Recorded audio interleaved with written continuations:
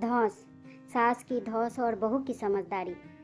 एक गांव में सविता नाम की एक औरत रहती थी, जो अपने बेटे और बहू के साथ रहती थी।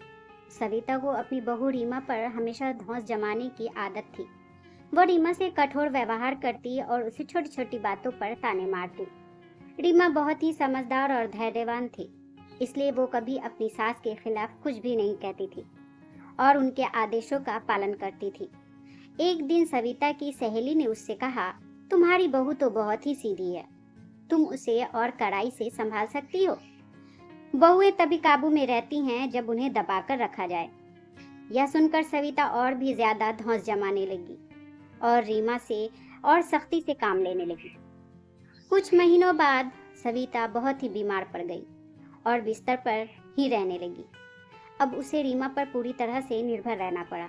रीमा ने बिना किसी शिकायत के अपनी सास की खूब सेवा की। वह सारा काम संभालती और सविता की हर जरूरत का ध्यान रखती। सविता ने देखा कि रीमा उसके कठोर व्यवहार के बावजूद भी उसका बहुत ध्यान रख रही है और एक शब्द भी शिकायत का नहीं करती। धीरे धीरे सविता की तबीयत में सुधार हुआ। एक दिन उसने रीमा को अपने पास बुलाया और कहा, बेटी, मुझे माफ कर दो। मैंने तुम पर हमेशा धौंस जमाई और तुम्हें कभी भी सम्मान नहीं दिया, पर तुमने बिना किसी कुछ कहे मेरी इतनी सेवा की, इसके लिए मैं तुम्हारी आभारी हूँ।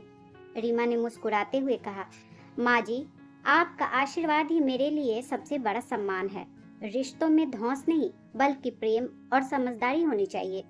जब हम एक दूसरे की इज्जत करेंगे तभी हमारा परिवार खुशहाल रहेगा। सविता को रीमा की बात समझ आ गई और उसके बाद उसने बहू के साथ प्रेम और सम्मान से व्यवहार करना शुरू किया। घर का माहौल भी पहले से बेहतर हो गया।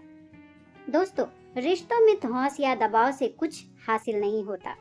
प्रेम, सम्मान और समझदारी से ही रिश्ते मजबूत और खुशहाल होते हैं।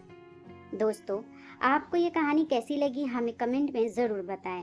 प्लीज़ चैनल को लाइक और सब्सक्राइब ज़रूर कर दें। एक नई कहानी के साथ मैं आपसे फिर मिलूंगी। इस कहानी को सुनने के लिए आपका बहुत बहुत धन्यवाद।